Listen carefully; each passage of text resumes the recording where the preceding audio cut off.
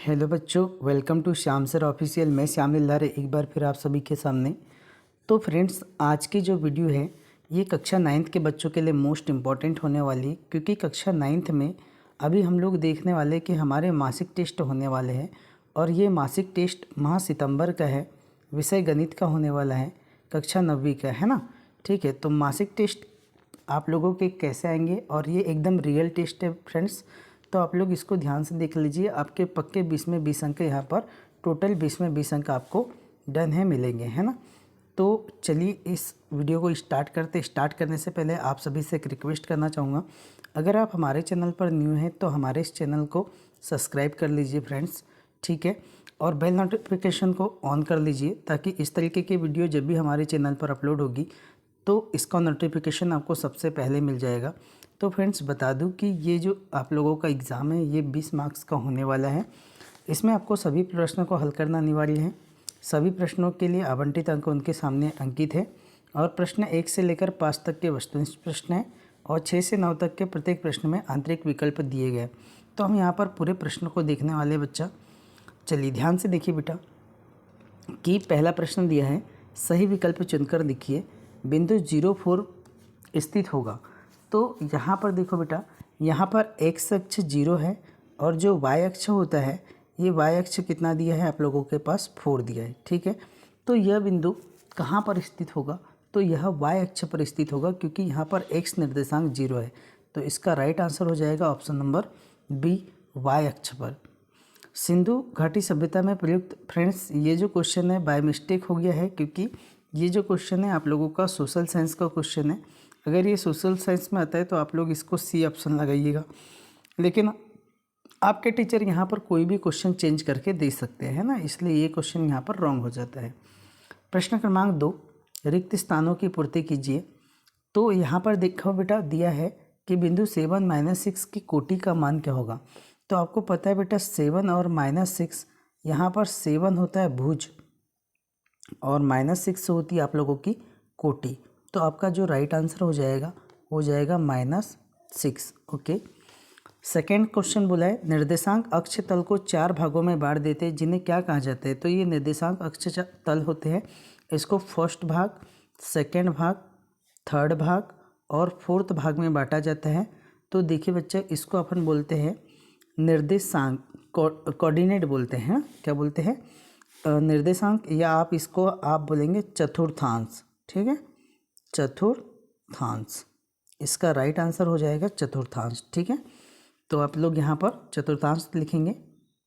सही जोड़ी मिलाइए। एक अक्ष का समीकरण क्या होता है फ्रेंड्स, तो एक अक्ष का जो समीकरण होता है वो y = 0 होता है और दो चर वाले रैखिक समीकरण का मानक रूप ax + by + c = 0 होता है, ठीक है। प्रश्न क्रमांक 4, एक वाक्य या शब्द में उत्तर लिखिए। 4, 5 x अक्ष से कितनी दूरी इकाई पर है। तो x अक्ष से कितनी इकाई की दूरी पर है। तो फ्रेंड्स, ये 4 और 5 की बात करते हैं। तो ये आपका पहले x अक्ष हो गया। तो x अक्ष में दिया है आप लोगों के पास 4 और y अक्ष पर दिया है, यहाँ पर दिया है 5, ठीक है। तो 4, 5, तो x अक्ष से कितनी दूरी इकाई पर है, तो ये 4 इकाई पर है ना, ठीक है। सेकेंड, यदि x/3 = गिवन है फ्रेंड्स 2/7, तो यहाँ पर क्रॉस मल्टीप्लिकेशन कर लेना है आप लोगों को। तो ये हो जाएगा x बराबर 3 का 2 से मल्टीप्लाई हो जाएगा, बटे में हो जाएगा 7। तो x की वैल्यू हो जाएगी 6/7। ये आपका राइट आंसर हो जाएगा, ठीक है। चलिए प्रश्न क्रमांक 5, निम्नलिखित के लिए सत्य असत्य लिखिए। पहला क्या क्वेश्चन दिया बेटा कि प्रश्न, यदि ए बी सी रेखा पर स्थित 3 बिंदु है और बी बिंदु ए व सी के बीच में स्थित है, तो ए बी धन बी सी बराबर सी है। तो इसको देख लेते हैं अपन पहले। ये कोई एक रेखा है ए बी सी, बी और सी एक रेखा पर स्थित 3 बिंदु है ए, ठीक है।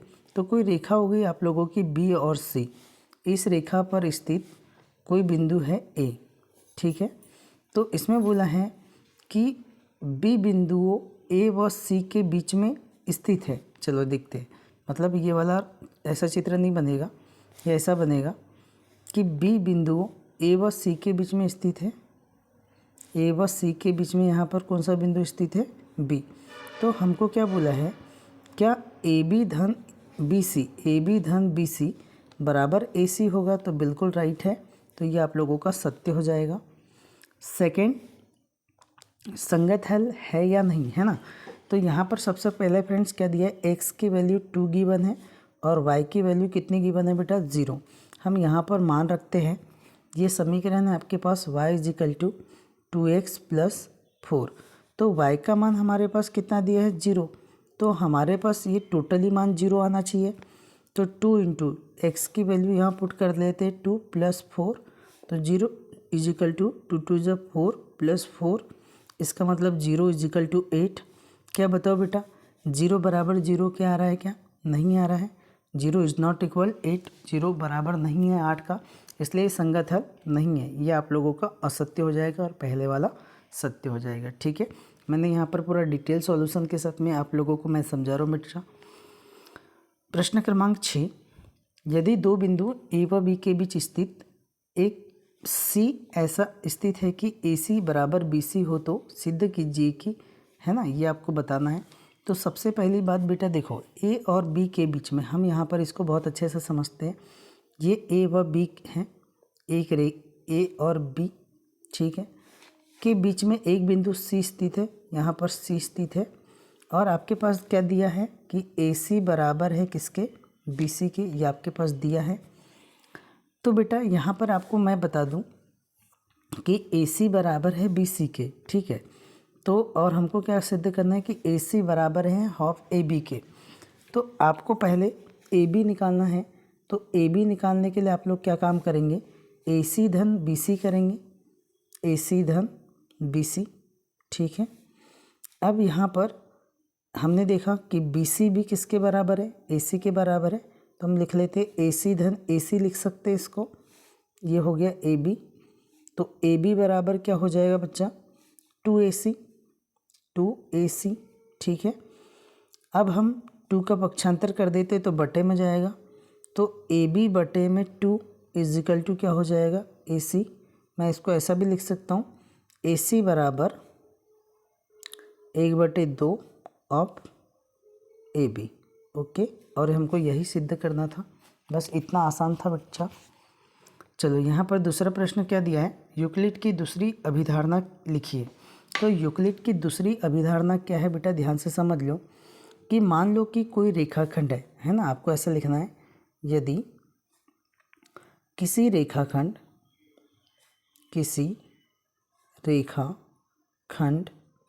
को किसी भी दिशा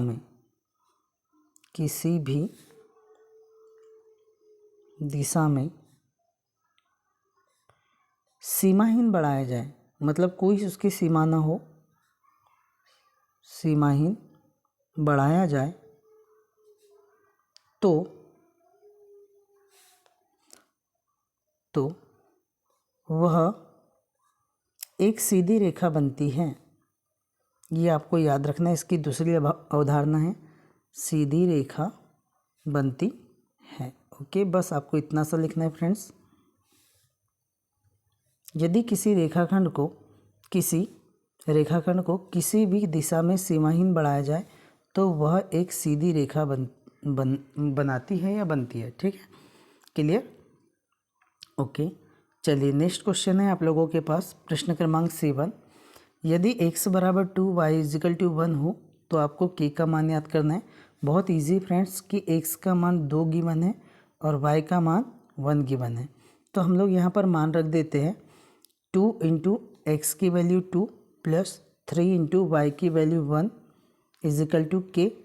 तो 2 दूनी 4 प्लस 3 का 3 बराबर k, तो 4 और 3 7 बराबर k। आपका राइट आंसर हो जाएगा k की वैल्यू 7, है ना। अगर आपको ये इजी लगता है तो ये क्वेश्चन बनाना है, या इसके बाद वाले अथवा क्वेश्चन बनाना है तो आप अथवा भी बना सकते हैं, ठीक है। अथवा को भी मैं समझा दे रहा हूँ। देखो, यदि बिंदु 3 4 समीकरण 3y + 7 के आलेख पर स्थित है तो a का मान क्या होगा। तो देखिए फ्रेंड्स, यहाँ पर x की वैल्यू कितनी है 3 और y की वैल्यू कितनी है बेटा 4। तो यहाँ पर मान रखना है 3 इंटू वाई की वैल्यू 4 है, 4 बराबर एक एक्स की वैल्यू 3 है, प्लस में आ जाएगा आपका 7। तो 3 चौ 12 बराबर 3a प्लस में हो जाएगा 7 इधर आएगा तो 12 माइनस है ना, 12 रिंग कितना हो जाएगा आपका 7 हो जाएगा, इजिकल टू 3a। 12 में से 7 गया तो 5 बराबर 3a। ए की वैल्यू निकालना है तो ए इजिकल टू कितना हो जाएगा 5/3 हो जाएगा। ये आपका राइट आंसर हो जाएगा। आप ये भी क्वेश्चन को बना सकते हैं, ठीक है। चलिए नेक्स्ट क्वेश्चन, प्रश्न क्रमांक 8 देखिए बच्चा ध्यान से कि आपके पास बिंदु दिए गए हैं, ठीक है, और किस चतुर्थांश में या किस अक्ष पर स्थित है। तो हम चलो इसके लिए थोड़ा अक्ष बना लेते हैं। यहाँ पर देखो बच्चा, इस तरीके से हमको 2 अक्ष बनाना है। ये आपका y अक्ष है और ये आपका x अक्ष है, ठीक है। चलो ध्यान से समझो क्या बोला है इसने।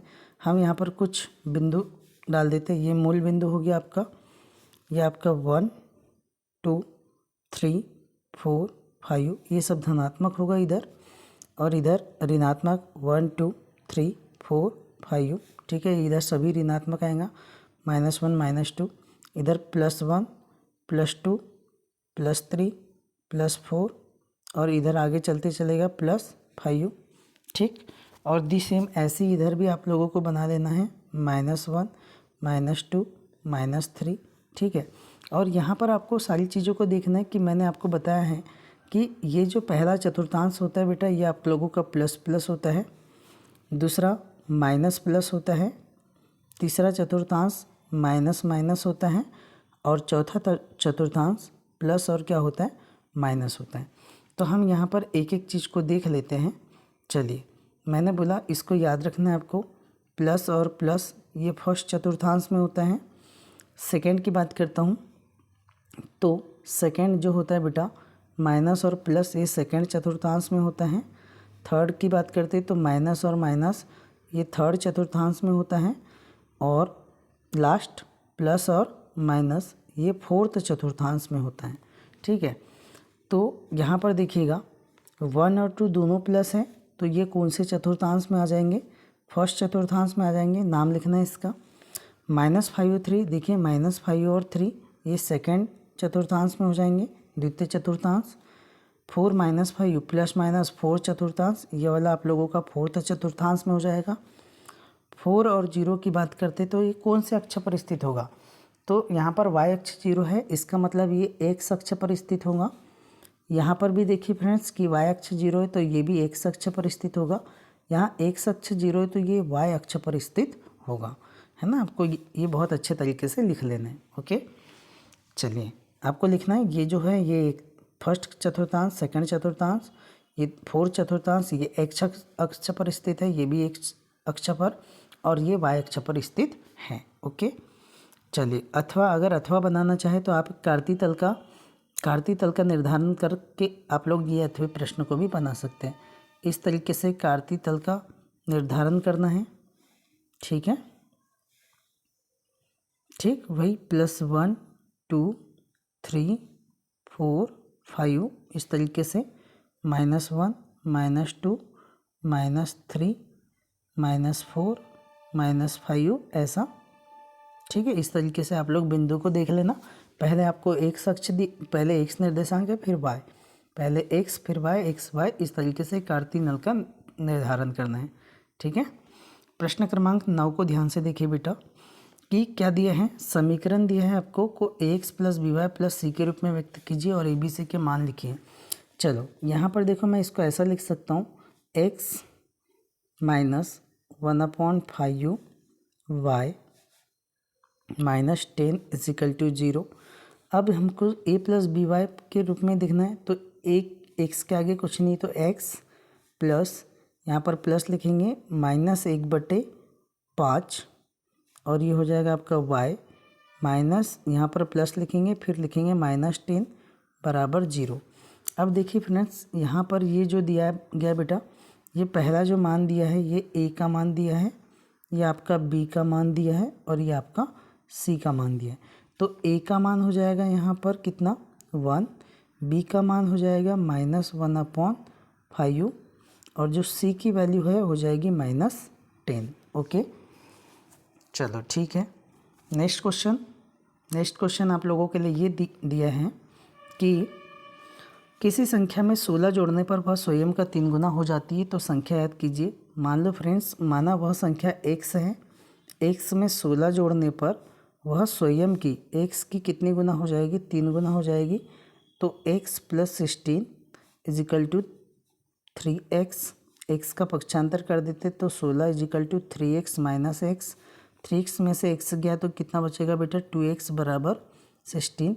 तो 2 का 2, 2 8 16, x की वैल्यू कितनी आ जाएगी 8 आ जाएगी, है ना। ठीक है, इस तरीके से आप लोगों के यहाँ पर पूरे क्वेश्चन कंप्लीट हो गए हैं। तो फ्रेंड्स, अगर आप इन पूरे प्रश्न को अच्छे से बनाते हैं तो आपके 20 में 20 अंक कोई नहीं रोक सकता, जिस तरीके से मैंने आप लोगों को बताया। ठीक है, मैंने तो पूरा अथवा सहित आप लोगों को बताया है। तो चलिए फ्रेंड्स, आप लोगों को ये वीडियो बहुत अच्छी लगी होगी, आशा करता हूँ। अगर वीडियो अच्छी लगी है तो अपने फ्रेंड्स लोगों में इसे शेयर करना है और ज़्यादा से ज़्यादा आप लोग अपने फ्रेंड्स में बताइए फ्रेंड्स। चलो मिलते हैं अपन नेक्स्ट वीडियो में, तब तक के लिए जय हिंद, बेस्ट ऑफ लक।